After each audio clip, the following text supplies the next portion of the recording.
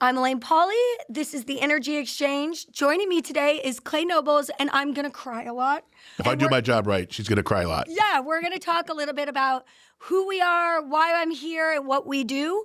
So thank you for joining us on the Energy Exchange. All right, let's go. I'm like scared. Like Clay is like wanting to break me right now. He's like, I got some fucked up questions for you. Okay, keep going. All right, then let's, no. All right, so for all the people that actually know the companies, MagnaWave, Orwell, Wi-Fi, but don't know who Alane is personally, like, who is Alane Paulley?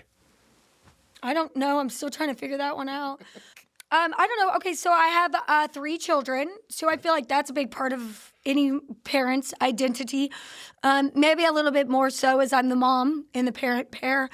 They are 19, 15, and 7 as the filming of this. So, spread it out real good there. So they're all at different walks of life. Easy. Which, yeah, super fun. Right. But it's actually really good. So that's good. I've been married for 20 years. Let's see, what else does... Alane is loud. That's for sure. I think I just unapologetically brash. I cuss a lot. I like to have a good time. Yeah. I believe in quality of life, not quantity. Like, you might not live forever, but the time that you're here can either suck or be not suck. So doing that is important. And then I just believe at the end of the day, I think who I am is somebody who tries to make other people's lives better the most that I can. So you said you were loud, or you are loud and brash, right? That's part of your. So is that something that has always been you, or what were you like growing up? Always been me. Always. It's so I had 2 older brothers. Okay. They were 6 and 8 years older than me. So they beat the shit out of me. In a good, it wasn't like abuse. Sure. Sometimes it Making you bordered on tough? there, but yeah, it definitely. And then I have 6 cousins and they're all boys. I'm the only girl. All right. So I'm the 8th or the 9th. But anyways, so with my brothers, there's 6 other boys. And we were pretty close growing up. And so, it was just, I was in a very male-dominated family. And I was the youngest, the only girl and the youngest. So I just had to be loud. Had to be tough. Yes. And loud. And Make so sure it people just heard you. Yeah, or else I would just get pushed around. Right. And so at some point, I think I had a realization like, oh, I've got to fit in. So I play a little bit harder than most children with other girls. I played a little bit harder. Now, I don't see myself as any different than the boys. Good. Or shouldn't, right? Right. So kind of moving to post-childhood, let's say, before MagnaWave and Orwell and all the good stuff that you're doing today, you were working in television. Yep. Loud, brash, and working in TV. That makes sense. What, if anything, did you love about that world? Fast, different work every single day. I really wanted I grew up dreaming to be on the radio. Okay. I really wanted to do a morning show. I did that in college. I loved it. Then I wanted to, as I was exploring the college and learning, I realized that I really liked the behind the camera, not in front of the camera part of TV. So I loved breaking news. I loved journalism. I loved storytelling. Wani-na-na. Yeah, exactly. So figuring out I don't know, just getting to the bottom of what was going on. So I did that I started as the teleprompter, which is now totally not a thing because they have actual robots and everything is getting robotic. But that was the first. So I would turn the little dial while the person was reading on camera, and I would try to keep what they were saying right in the middle of the screen. And everybody read differently, so they would get not happy if you weren't doing it right. So you had to pay attention, and then I moved to camera operator, floor director. Then I moved. That's all robots now. And then I moved up to being what was called the weekend assignment desk, and that was it for me. I was addicted. So yeah. I would come in on the weekend. They actually hired me for weekend assignment desk, and then got rid of the weekend morning newscast. The first weekend I was there, they pretty much fired everybody. Wow. I'm like, okay, you're here. You're going to sit in this office every day by yourself. So I was in the newsroom by myself from 6 a.m., in the morning until about 6 p.m. when the news crews started, 3 p.m. when the news crews Right. would come in for the night news. But I would listen to the scanners. Like the AP crawl or whatever. The AP crawl, and I'd put this stuff on the internet. That was like the first thing I did. But then I would listen to the scanners for the police scanners. Right. And I had a pager that I wore with me all weekend. And when it would go beep, beep, beep, beep, that meant that the coroner had to press because somebody had been killed. So at my son's baby shower, it started going off. And they were like, what is that? And my daughter goes, oh, that means another angel got their wings. Because I had like told her that. It's a wonderful life. Like, I was like, oh yeah, just another, when the bell rings, an angel gets its wings. But really it means that there was a homicide and I need to cover it. So I would send the news crews out to breaking news and I just fell in love with it. But they promoted me to producer, which was writing, and I really didn't like that. And that's when I jumped ship and joined my dad. So we're going to talk about that, but I can't help when you talk about running the cue cards, so to speak, but think about Anchorman. Yeah, that's it. So you had a lot of power in your hands even at that point. 100%. Like you would see them visibly like get angry, like as it's either not going fast, not going right. Well, I can change the words real quick. Oh yeah. Well, as a producer, I wrote every word they said. So Dawn G, when I was a producer, we launched the 7 p.m. newscast, and I wrote every word. Okay, that she read. And they will read every word. They will read every like single word. Yes. They will read whatever you put on there, and sometimes they'll catch it and they're like, but most of them, Dawn especially, she reads the newscast before she goes on. So she will catch it. Okay. Right. Smart. Some of them don't. So when she was off, like there's some of them, they walk in cold turkey, right? Like they're like, what? And they will say all of the wrong words. Sometimes we would copy and paste scripts and I would forget so like a sentence would just go into some other thing. And so that happens when you're having breaking news and stuff. It's hysterical. And we actually had so much fun because I would try to put tricks in there for her, like I Love Lamp and stuff like that. She'd have to catch it and it would just be between us. It's fun. She's awesome. Still one of my best friends. Dawn G. Yeah. Right. Everyone in Louisville. Everybody if knows you're not who Dawn familiar G with Louisville, look her up. Look her up. She's got a great story. And if you are from Louisville, you know who we're talking about. Yep. So you talked about jumping ship, right? I mean, or taking a new direction. Yeah. So on that note, obviously your father, Pat Zemer, originally started, working with horses, MagnaWave. What was it about the technology initially that made you believe in it? Okay. So my mom originally believed in it. She fell and hurt herself. She did a session at a trade show or something, and she bought the first machine for $20,000, put it in the trunk of the car, didn't tell my dad. Sweet. And so they get in the car and they're driving home, and my mom's like, what'd you think about that machine? And he's like, I liked it. It was cool. And at this time, my parents had lost everything just 2 years prior to this. So they had filed bankruptcy. I was still living at home. We had lost our home, our car. We moved into a rental house. How old were you?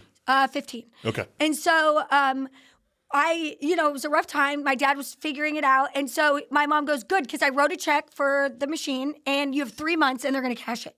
So my dad had 3 months to come up with the money. And that's really where his passion for it came from. But and he believed in it. But I kind of thought they were nuts. Okay, Yeah. I'm gonna be honest. Like they had this machine. My dad it was embarrassing. I knew a lot of people at the racetrack, and he was going back there with this machine, doing sessions, and I'm like, oh my gosh.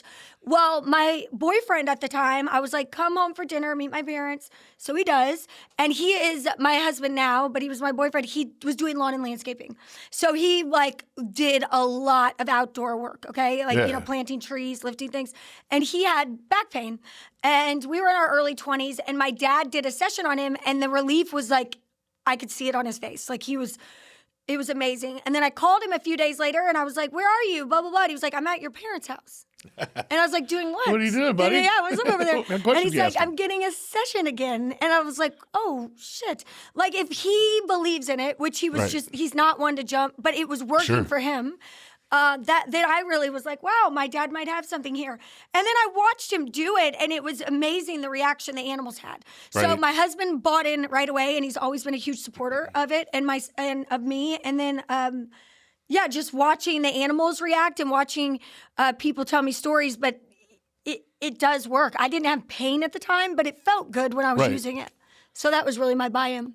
So then you make the next jump, which is what we don't know about here. So your dad, take us back to the moment when your dad asked you to join the company, and what was going through your mind like that? Obviously, getting the gang together. Yeah, I don't know if he really even asked me. Like, it was more about the fact that they had come home. I had my second child. I was in TV news still, and I realized I wasn't going to ever get off to 7 o'clock. I was never going to see my children at night. Right. And so I really missed them. I was like, Sure. it'd be cool. I carried them to see them once in a while. There's a reason we do this. This would be great, And so what I realized was I talked to my parents, and he had moved home, and I came over, and he was visibly like, I could tell that he was emotional, and that wasn't very much something. Even when we lost everything, I never saw my dad get emotional. Right. So when I saw him sitting there and he was like upset, and I came out and he was sitting on the front porch, I go, "What's wrong?" And I'll never forget it. My mom walked out and she goes, "Well, he just is struggling to keep up, and he has an expectation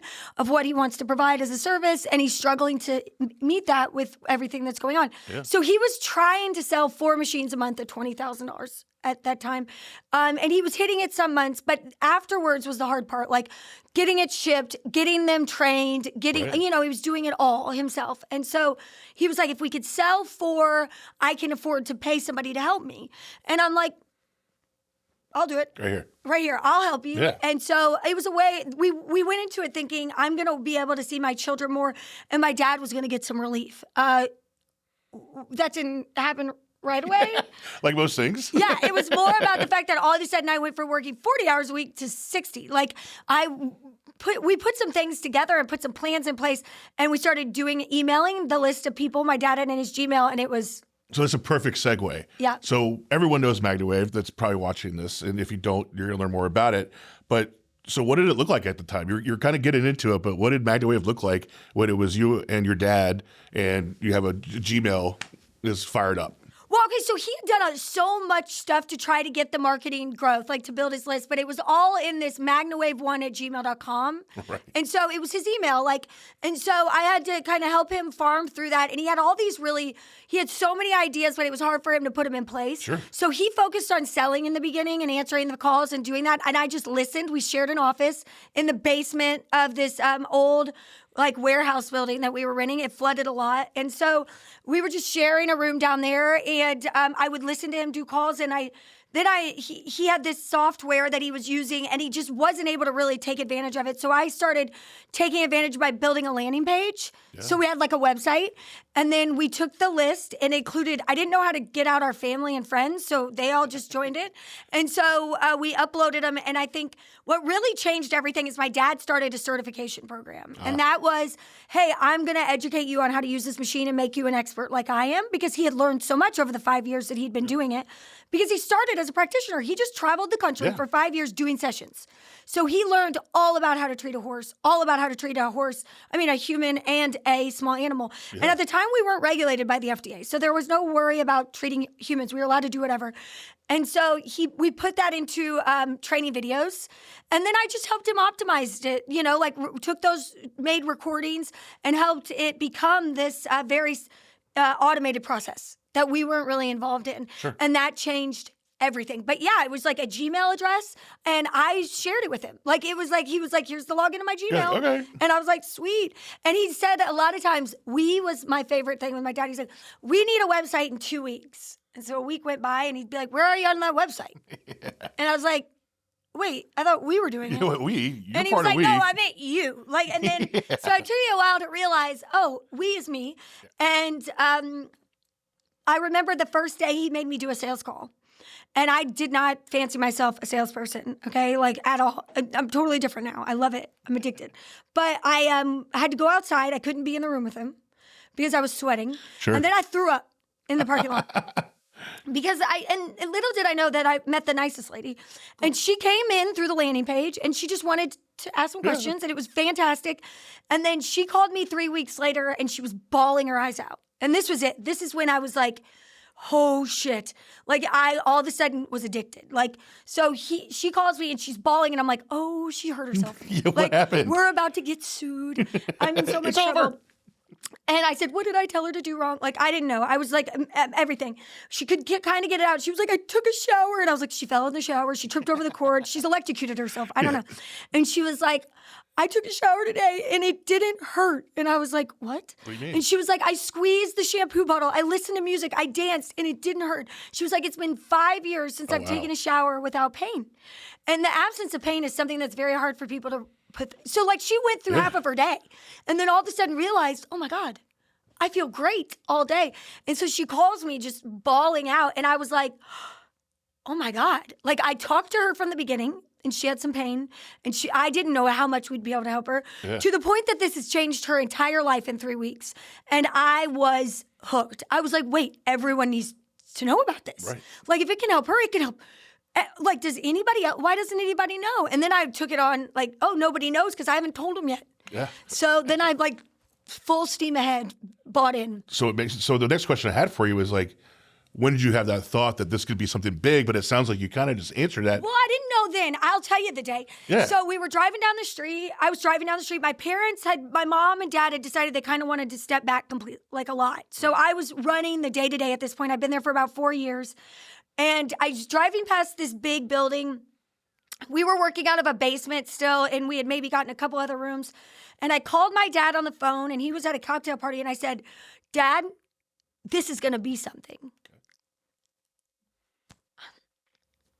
That's all right. We got something.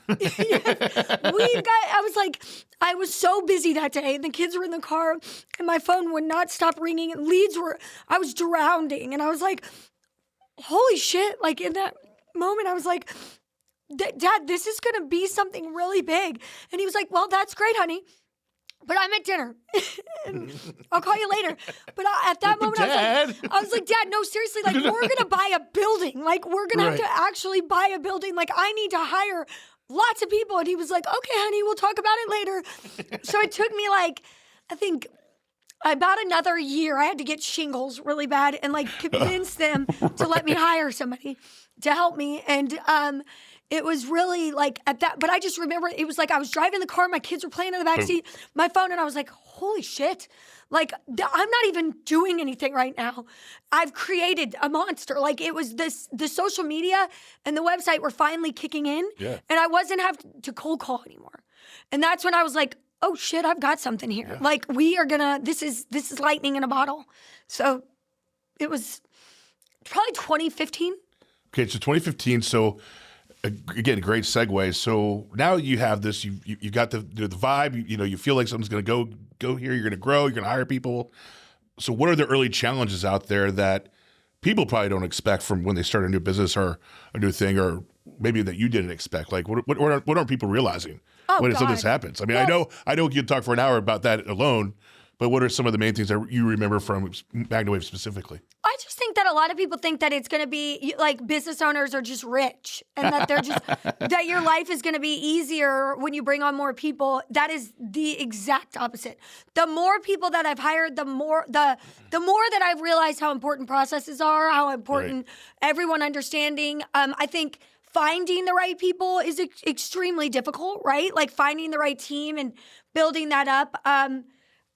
Hiring friends and family is definitely something that is easier to do in the beginning that I would consider people to think about very seriously, because if you need to be, clarity is kindness, and you need to be as clear as possible because there is some sort of people when they are at a job for a long period of time, anything over 3 years, I have this theory between 3 to 5 years, I won't go into it, but that they feel there's an entitlement that they're not going to change is bad. They know how to do it. They're expert at their job. And that's just everybody, right? I did it when I was in TV. Like, I know what I'm doing here. You don't need to.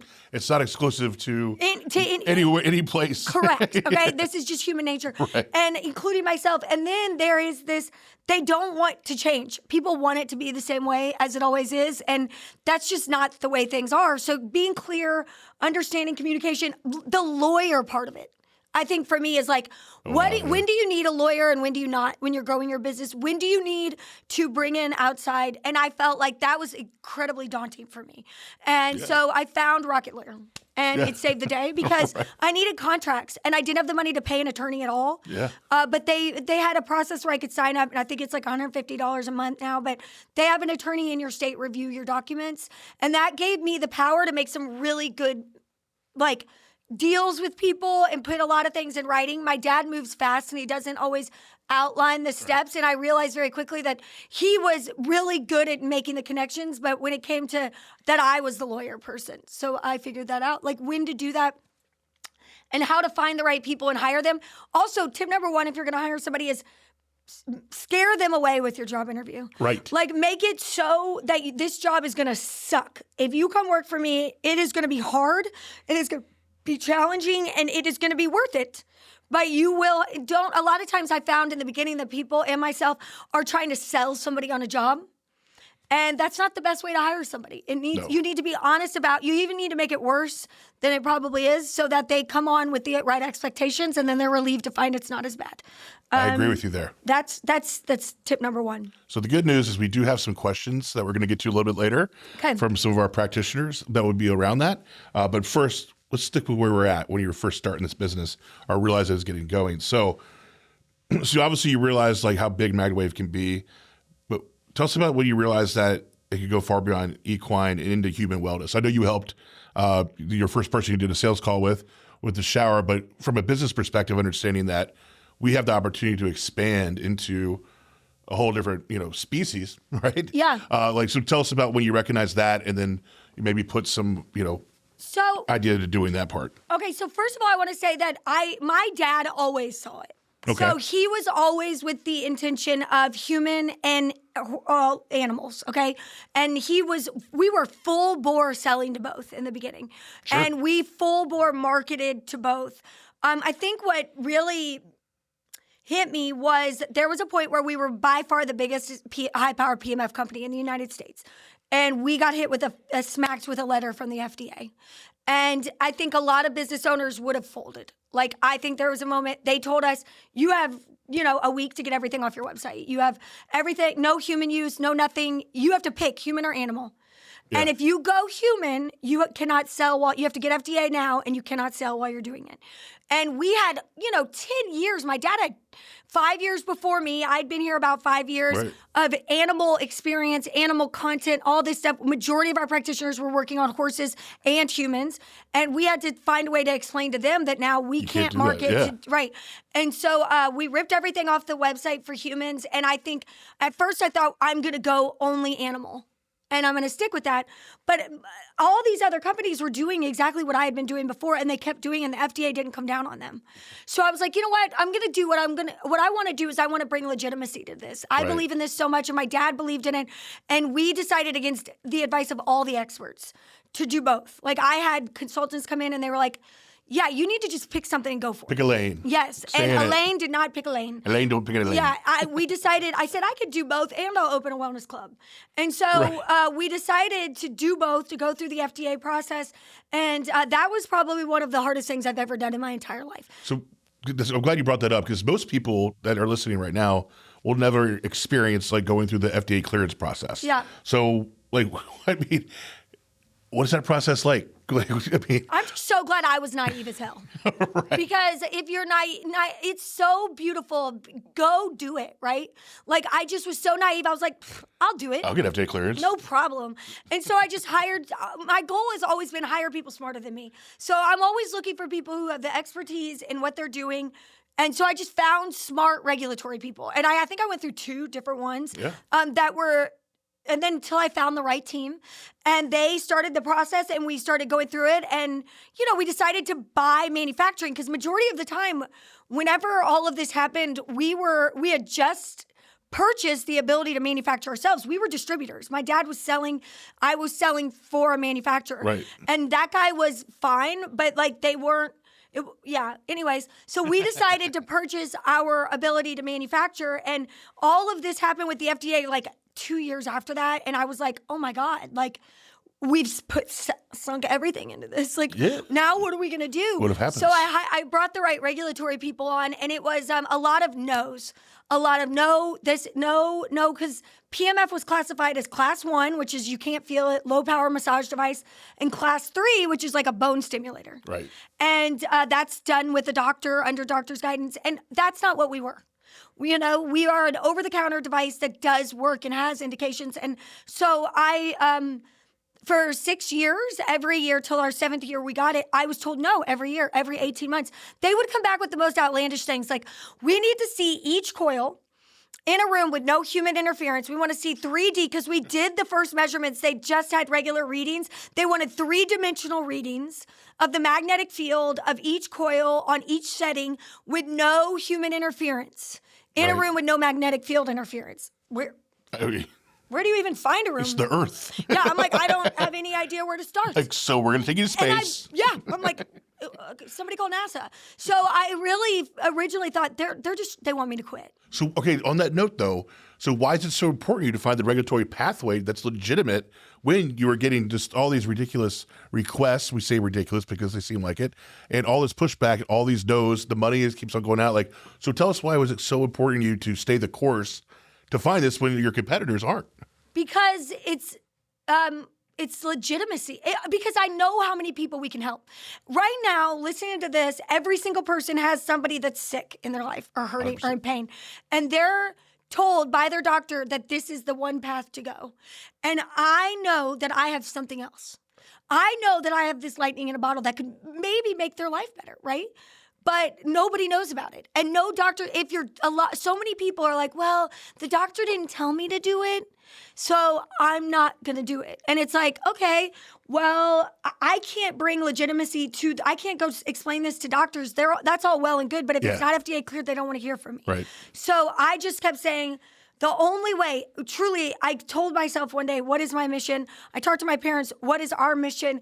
And that is to get the good word of PEMF out there. Like, this product that we are manufacturing works. And it's not just about the dollars and cents. I could have fought it essentially, I never knew if I was actually going to get it. We could have lost millions of dollars and never gotten it. Huge gamble. And so I just kept saying, what's the best for people? Is it that the biohackers, they don't care. No. They don't care. They'll buy whatever. Right. But when it comes to the everyday Jane and Joe who live at home, who are in their late 40s, early 50s, early 60s, who are aging, they are only believing that shots and surgery and drugs are all they have. And I have something else for them. And the world has something else for them. And they deserve a better quality of life. So, the mission was to make it more accessible, so that's why we kept doing it. No, it's very valid, right? So, well, cool. That's all great, and I know everyone just got a lot from hearing that journey. So let's talk more about Alane Paulley again, more about your personal philosophy, your leadership. Obviously, we talked about being loud and brash, but that's not really a leadership philosophy. That's just part of who you are. And we have a lot of people that are listening today that probably are either want to start their own business or are currently running their own business. So I think this will be really important. And, I think people think you're a certain type of leader, but those things change. So how has your leadership style changed over the years? Oh, my God. My leadership style has completely changed several times. Sure. I think in the beginning I was really nice. And I didn't want to hurt people's feelings, and I wanted to really just, try to get everybody bonded and get things done. And that didn't work very well because being nice is important. You want to be, but kindness and nice are two different things, sure. Right? So you can be kind and still hold people accountable. And especially as a woman who had men working for me that are older than I am, that was very difficult in the beginning. And as a woman, I get labeled a bitch a lot, right? Like, that's just it, right? You hold somebody accountable in the same way as a man would, and they're like, well, she's a bitch. And that's just the way it is, right? So I also am emotional. I mean, I cry. I feel my feelings, and I don't think that that's strange, but I think that it is something that I have to deal with. So I had to separate, like, wanting the best for the person in their life and realizing like I also need the best for the company. Of course. And those things maybe are sometimes they're aligned for a period of time and sometimes they're not. And then sometimes people just have a season. So I've read a lot of leadership books. And when I say a lot, I mean probably hundreds. Like at least 4 books a month I'm consuming right now. I found that that's the best way for me to grow and learn. Kindness is clarity is kindness. So being clear on your goals, holding people accountable. I still struggle with this. I think just being honest with what you struggle with is very much part of being a leader. But at the same time, you have to walk that road of being vulnerable and then also standing your ground. So that's the hardest part. Yeah, it really is. Like, make sure you hire the right people. And when you know they're wrong, fire them. right. I mean, that's the thing. Just let them go. Be honest. Talk it out. You're just making it worse for everybody. And I will say this.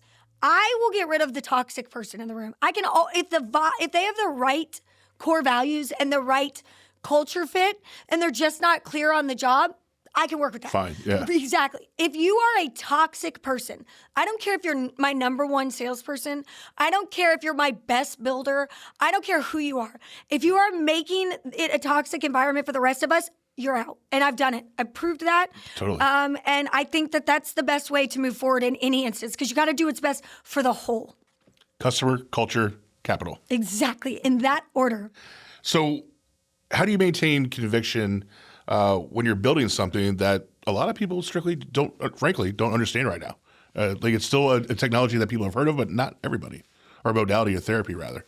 I'll let you know when I know. I don't know. I mean, honestly, I don't know. It's just, I try to break things down to one task.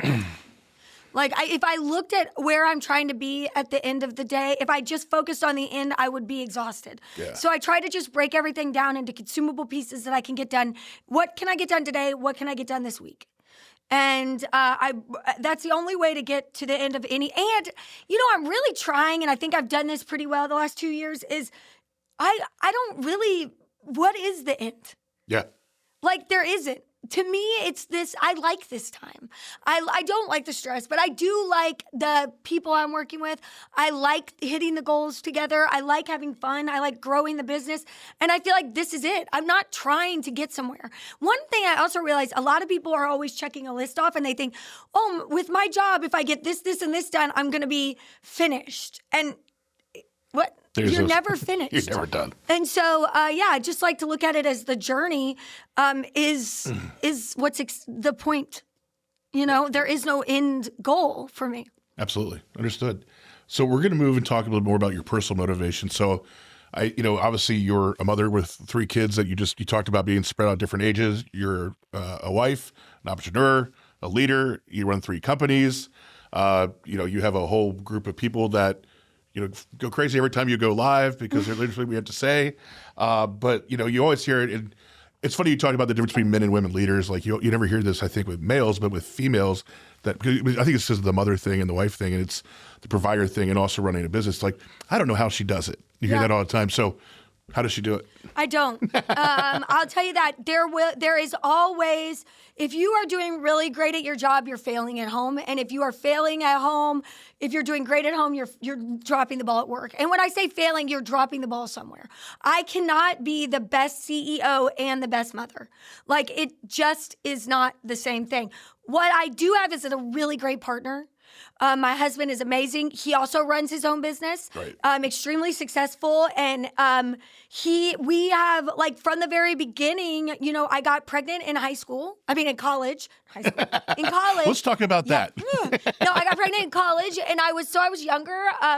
And we got married, and we were always just this really strong team. And I feel like man, I could write a book about this. Okay. I'm going to just get on this. You probably will one day. Maybe. But I'm going to tell you right now, the most important decision of success in your life is who you decide to be with. Now, when I say that, I don't mean like it's who you marry. Right. Or who you surround yourself with. Right? So if you are getting married and you are thinking about strapping your cart to somebody and say, this is it, they need to be able to let you shine and be successful, be able to, you got to go in as a team and pick things up together. Even if you want to live in a very standard relationship where the woman stays home and the man works, you still are a team. You have got to be able to work together and deal with your roles and do whatever. And I think that my husband has been great at that and been really good at letting me shine. And we both have just been, a lot of times, so many people told us, he should go work over here at the wherever where he can get benefits instead of building his career and his job. And you should go do this so that you can get health insurance or whatever and not build. Yeah. And really, I just felt we both believe that we deserve to have success, even though we started our family young. And so, yeah, it's just so important who you decide to partner with, because that's gonna, like, if they're always pushing you to be better and telling you can do things, you can. So I feel like I've had to juggle it and I've dropped the balls. I'm sure I haven't always been the best mom, but I have been a good mom and I love my kids. And the same goes. There's times where I probably should be at an event, or it would be good for the company if I flew and did this. But in reality, I'm staying home with my children that weekend, because that's, at that moment, you just have to be able to know when to put your family first. So, not being a female, I don't know this, and I'm curious to this. Do you think being a female business owner and obviously a female mother, you were talking about having to be a good mom and also a good CEO, and like sometimes that can clash, but a lot of times it doesn't. But like, do you think that's undue pressure that female business owners typically run into, or is it just something like, hey, it's just a thing, like something we deal with, or like, what are your thoughts on that? Oh, I think it's definitely more, it's something women face way more than men. Of course. Let's just start with number one, men don't breastfeed. Okay. So if you've never had to like sit in a dark room with a pump on and try to hide the sound while you Zoom, then don't talk to me about managing your business, and your family. They don't care. I mean, I have been heavily pregnant 3 times while being in a career, like where then given birth and have to come back, and your hormones and your like brain functions differently during those 2 years that you have the baby and recover. And so, yeah, all of that. Plus, the mom is the mom. There is actual science around the DNA being shared between the child, and whether it's your biological child or not, there is a certain amount of comfort that you provide. Sure. So one of the beautiful things, though, is that, and I wholeheartedly do this with every single one of my employees, your family comes first. Like, if your child has a recital, I don't give a shit what we have going on, go to that. Yes. And that is, if they have something for school and you want to participate, you're off. Go. Like, there isn't, except for June 10th, 11th, and 12th. That is MagnaCon, and you are required to what's happening then? Yeah, you're required to work every 2 years, those 3 days. No, I mean, honestly, I really, truly feel like it is, the problem with our society now is that companies do not give you the grace to be a parent. Right. And that is something that I am wholehearted, like with the, we've partnered with Direct Pediatrics, which is a concierge child pediatrician, which I provide for any of our employees that have children, because I believe that when you're a working parent, being able to call a doctor and talk to them that works for you is going to be better for the company, and it's going to be better for you. Like, it sucks to feel like you can't make it to your kid's doctor's appointment. Well, so having that free concierge for my employees is huge. So I'm just trying to find ways for everyone, whether they're a male or a female, to be able to be a better parent and a better part of their family. Because if you are, you're going to be a better employee at the end of the day. I was about to say the same thing. I mean, I want to be with my children and I want to do a good job, but our typical societal structure of how businesses are run don't allow for that. So I allow for that. Like, I feel like when things in your life happen, I'm going to give you the grace to handle those things. Absolutely. And as long as you get your job done when you need to, or even you are open and honest, we can work through anything. This is a relationship. And that's how I feel like it's not an employee-employer, it's a relationship. And you are giving me your time away from your family in order to help me build something. And I should give you as many services that I can to help you make up for that time. Absolutely. No, that's great said. I mean, if you have employees that have, healthy children, healthy lives, or a work-life balance that allows, you get more from them. They were able to bring more to when they come to work, right? Right. And they want it. So it's a natural give and take that I think more companies should follow if they're not already. So it's a great point. Absolutely. Childcare. I always say I want to open a daycare for my employees. Well, why not? I mean, you well, don't have anything else going on right now, but I've always said I want to no. open. There's a building next door. I'm like, when that goes for sale, I'm buying it. But I would love to have a daycare because if it was me, when I wish I had a daycare that like Ford does, where you could go see your kid on lunch breaks or and stuff. I'm like, that's what I need for them. And I worked in a daycare for 4 years. Absolutely loved it. Pretty much was like running that shit. You know, like I had it down. I drove the little mini bus at 19, but like I feel like I could like. I don't know. I think that we need to find a way. Europe does this really well. And women need to get back into the workforce. And in order to do that, they need to come work at companies like mine. And come work here because I feel like that if I want to give people the time to, live their life. Because it's the journey, man. It's not. It's the journey, man. It's it. It is. All right. Well, just so you guys know, we have MagnaChild starting in 2027. What a great name. Your kid's going to be cared for and become, and you get to see them on lunch. And you get to see them on lunch. That's great. So we're going to look forward now, right? We've talked about the past. We've talked a little bit about the present.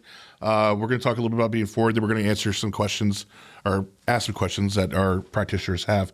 But all right, it is 2036, 10 years from now. What do you hope people say about the impact that your companies have made? Oh, shit.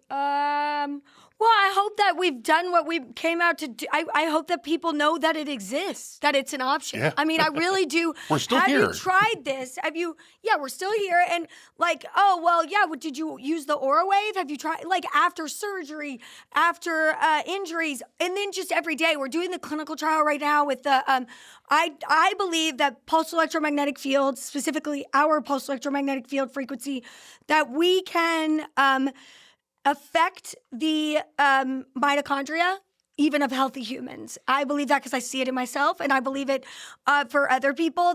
And I think that if we truly want to live longer and feel better, we've got to gain our health back. And I hope that people now have a resource instead of just being prescribed pills or getting a cortisone shot or having surgery. That this is something that they are using to live longer, feel better, but also recover faster. And that note, like I know, anyone paying attention understands that there's a lot of, more people talk about wellness, holistic medicine.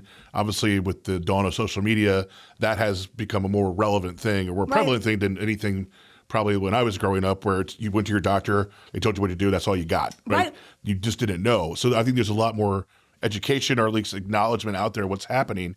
So with that being said, like, what's your forecast of that? Like, as it pertains to PEMF therapy, like, obviously it opens some doors here, but do you foresee, in your own personal opinion, you've been around for a while, is that going to allow for the continued growth of this therapy, this modality, or do you think I guess what I'm really trying to ask here is, like, for the people out there who are wondering, like, is this going to be around for a long time? Is it not going to be? I think it's been around for a long time already. Oh, it's been around for 40 years. Yeah, so I don't think people know that, right? Yeah, so it's been around for it was first PEMF machine that was FDA cleared was in the 70s, 1972. So no, I think it'll be around this is my thought. We have a system in our society, in the United States particularly, they want everything to be disposable. So, like, if you go into the hospital, they throw so much away. We're throwing away. If we have attachments for the machine, they want it to have 100 uses and throw it away. And I don't really know what the thought process is. I know that came about in the 90s. That we really started making everything less recyclable, we just throw things away, and everything has a shelf life. And I think we're going towards everybody wants wearables. The technology that I manufacture right now is high power. It is not consumable. We are talking, you buy a machine, it lasts 10 years. Yes. I'm going against every single thing that every business consultant tells me to do. They're like, you need to get everybody on a subscription, and subscriptions have their place, but that's not with my core values, right? Like, I want to sell you a product that you're going to be able to use for years, and that your family is going to love, and that you will then be able to share with other people, and they're going to buy machines. So I don't believe that I don't know how this fits in, but I would like to see it incorporated into beds and mattresses. And I think that I've already built some of those. And Right. I think that there's going to be a more like daily use that we're going to be doing like in our cars, in our homes. I do have I have an idea. Anyway, so there's some things that I think we're looking for more walk-in wellness. Like we are looking for, I walk in, I get it done, I get out. See ya. And I'm trying to find a way to incorporate that. And I think it'll be here way longer and in way more forms than any of us have any idea. Right. Research is just starting. And if we can prove that we can help the mitochondrial function of healthy people and that this can actually, which in turn slows their aging and builds their immunity, like that's going to open up a whole other conversation. Yeah. And what we've also found with stimulating the nervous system and getting the regrowth of nerves, which is something that doesn't happen, but we're seeing some studies. I'm doing some really amazing things, Dr. William Padula, and what we're finding is like that regeneration is very, we don't know why, maybe it's inflammation reduction, but there's so much research that these doctors that are partnering with us are doing, and I'm not paying them to do this. Like all of the research that we've done has been because they're as inspired as I am. So I'm excited to see where it's going to go. And Dr. Padula will be at MagnaCon? He will be at MagnaCon. He will be at MagnaCon. And his story is incredible, and the research that he's doing is incredible, and what he's doing for people who have physical ailments of like struggles with walking, seeing like functionality of their physical form after stroke, after a number of things has been incredible. And not just with our machine, but what he does as a whole is going to be very educational. Come to MagnaWave to get that story. Yeah, come to MagnaCon, magnacon.com. Get your Sorry, tickets. my fault. It's okay. June 10th, 11th, 12th, and 13th if you're coming for a VIP. But Dr. William Padula, you can get a virtual ticket right now. You do not have to come here, and we give away $150,000 worth of equipment and prizes. So just get a ticket and you could win. Great. So we're going to move on to the questions that have come through us with the MagnaWave Certified Practitioner Group. So apologies if I messed anyone's last name up. I will try my best here. So this one is from Christy Calvero. And she's asked, how do you truly get your clients to see the value in the proactive approach when all they see is money signs and run until after the issue arises? And then Janet Daniels follows up and says, I see this all the time. How do you get them to sign up for a second package? They see progress but don't commit to ongoing sessions or maintenance. She works in the equine space. She sees fractures, canine IVDDD, where they became ambulant and incontinent but stopped after 5 sessions. So basically, you see it, you operate. You have one therapy or one session with somebody or, equine or a dog, and then it's like, how do you get them to come back? Right. So I'm going to say something that is going to ruffle some feathers. Do it. The problem is not the machine, it's you. Okay? So the utmost confidence is what you need to portray. So when somebody works with me, I'm going to demo the machine for them. I'm going to sell them a package. I'm going to make it extremely clear from the beginning what the 3 things are that's going to happen after. One of these 3 things is going to happen. You're going to feel better, you're going to feel worse, or you're going to feel nothing. Right. One of those 3 things is going to happen. And the first 2 are the best. I want you to feel better, or even better, I want you to feel worse. And the reason for that is that you're detoxing. This is what's going to happen. You have to agree to sign on for these 5 sessions. We're going to get you in 5 to 10 sessions. And so you have to understand, some people are just going to fall off. And that could be within them. They just don't care enough about it, right? But what I've found is that pairing with other modalities, extremely important. So it's not just the session, it's the experience they have during the session. So are you making it enjoyable during that session? Is it cold? Is it boring? Are they enjoying your time? Are you talking to them? Are you leaving them alone in a room? What is happening? Because if they're not comfortable and enjoying the session, whether it's a horse or a person, if it is not convenient for them to get this session, they're not going to come back. Right. Even if they see results after a while, right? Like so many people go to the gym, they don't keep coming. Yeah. Right? So even what you have to do is you have to make it a very valuable experience, and you have to position yourself as the expert, not just in that machine, but that machine, but also in all areas of complementary modalities. So like massage, red light, make yourself the expert. They may not stay for the PEMF immediately, or they may struggle, but what you have to do is build such a big client list and get so many leads coming in that when some people fall off, that's okay. So Right. let's recap. We set expectations with, you have to be okay with them saying no. Don't look desperate and be confident. Right. Number 2, always sell them a package, okay? And do check-ins at the middle and end of that package where you're actually saying, all right, we've come this far.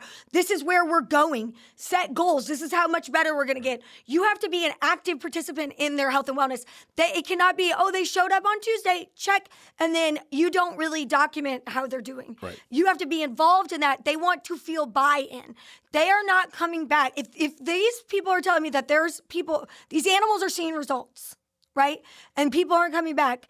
It's either too hard to get there and too difficult to get a session. So they're probably having to text this person directly to sign up to schedule their next session. Yep. Big red flag. So it's difficult. They have to actually talk to you. Nobody wants to do that. Number 2, they don't feel comfortable at the session, right? Like they're not as comfortable as they want to be. It's kind of awkward. Or number 3, you're not actively being involved. Like you're not their cheerleader. You're their personal trainer in health and wellness. So you need to be checking in. This is where we are. This is where we're going. Hold them accountable. Is your animal eating right? Are you working them out correctly? Are they getting enough water? Okay, look how far we've come. Right. Look at how much better they are. Imagine this is where we're going to be. If they feel that buy-in, they will never leave you. No, agreed. So that's great feedback there. And more of that to come at MagnaCon. There we go. So this question is from Casey Chittum. She says, success comes from failure. How many times did you fail before you found success? And what would you tell someone that is new to their journey about failure? And Nicole Gibbs seconds this question. Okay, I don't believe I've ever failed because I don't think I've failed in the way, because if you fail to me, that means that you didn't start over and try again. Right. You know? You got back up. Yes. So with me, it was never, I have no idea what I'm doing. Okay, I'm going to be honest. I never did. So I am always reading books and trying to figure out, the whole world is in the computer. So I can ask it and figure things out even before AI. What? It's even better now. But anyway, so I'm always doing research and trying to improve. And I failed. I have spent I've lost so much money. I have failed in so many verticals. Machines have failed that I've designed. I mean, when you say failed, what I've learned is, that's not the right way to do it, and I learned, and then I keep going. It never feels like the progression stopped. It was just, okay, that's not what the customer wants, or, oh my God, that's not what the FDA wants, or, okay, that's not working, let's rewind it back, or let's rebrand this. So it's always just been finding the path to where I'm going just means that, I know that sounds so corny. You're just going to fail. God, how many times did I fail? Like 50. So we have the opportunity to fail again. Yes. Because one of these is going to be a success. It's going to work. Right? It's going to work. If you believe in it enough, it's going to work. How many people told me no? Thousands. Thousands of people have told me no. And that's okay, right? And at the you're end still of here. You're and alive. I'm still fine. Nothing happened. Actually, the no is good. I'll move on. I'll work on somebody else. Right. But I think it's okay to realize that there is no failure if you are dead set on reaching your goal. You cannot fail. If you believe that you want to do something and you truly want to do it, you can't fail. You won't. But you have to understand that might mean that you lose your house.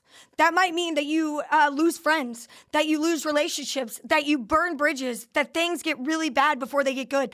But if you are dead set on reaching a goal, if you truly believe that in your heart, you will not fail. But you have to keep going, even though when everyone else thought they would quit. Yes. And that's the difference between success and I guess failure. Yeah, sure. Great answer. Okay, cool. So more about kind of the day-to-day. So this is from Daisy Ellen and Clara Viola. Both have this question for you. How do you find the right people to delegate to? And so how do you find the right people to delegate to so you can continue to your growth? That's hard. Yes. It's very difficult to find the right people. I like to match people on their energy and if they can keep up with me, right? Like, do they fit the culture and the vibe? And then you have to be very clear. No one is going to work like you work in your business, and you can't expect them to. But what you have to do is you have to set very clear goals. I'm still trying. And you have to hold people accountable to those goals. Due dates, accountability, action. I've also learned that any project will fill the time it's given. Right. So if you say to me, it's going to take me 6 weeks to build you a website, okay, you have 6 hours. Right. Right? And they'll get it done. Okay, I'm just gonna be honest. It might not be perfect, but that website something will be there. done. So what I'm saying is that like I always set very very tight goals. I like to do that, and I like to just give them one project, like give them a project and start there, and then if they can execute that, then slowly add it on. But yeah, it's really, I would outline what's important to you, what your core values are, understand what you want that person to do, and be very clear about what they're taking off of your plate. Like, I never want to read an email again, right? I literally said that. And I just don't want to have to look at my emails. I don't want to have to look at them every day. I don't want to spend 5 hours in email forwarding them to the right people. And when I gave that clear initiative to Heather, that's what she does. She makes sure, Right. Yeah. and now obviously I have to read emails, okay? Yeah, I know. But it's not I was spending so much time like forwarding it That's to your whole you day. or to whoever, right? Like it's your so entire much. day. Yes, it was my entire day. Slack and email can take up an entire day. And it got to the point where I couldn't fit meetings in. Right. And so I feel like, yeah, you've got to figure out what are you delegating to them, Right. and what does success look like, right? And to be a really good leader, you've got to be able to do 3 things. And this is whether you're a parent and you're leading, or you're in a company, or you're a mother, or whatever. You have to control your mind, your mood, and your mouth. Okay? I have not mastered the 3rd. M cubed. Yeah, M cubed. I have not mastered the mouth. I've done my best. I'm way better than I used to be. I don't speak right away sometimes. I actually, but your mind and your mood are the number 1 things you have to do. I would encourage everyone to think about this. How many times a day are you complaining? And I want you to really think about it. How often are you complaining about what you eat, what you wear, what's going on around you, what people are doing? A lot. Like, we are, on average, a human being complains every 1 minute. Wow. Okay? So if that's what you're doing, you are you're becoming incredibly toxic inside and outside, and you're complaining about things that you probably can control. Yeah. And so I only complain about the things that I can't control, right? Like, oh man, the weather sucks today, right? Yeah. But if I can control it, my mouth is shut. Like, my mind needs to be on fixing that. Also, my mood affects everybody in this building. When I walk in upset, everybody knows, everyone can feel it. And that goes for your family too. Your children can feel it. Your husband can feel it. They all feel it. Stop pretending like they don't. And so there's a lot of times where, as a leader, when you have people working for you, that I will sit in my car, like dead set, be in tears, sit in my car and be like, all right, get it out.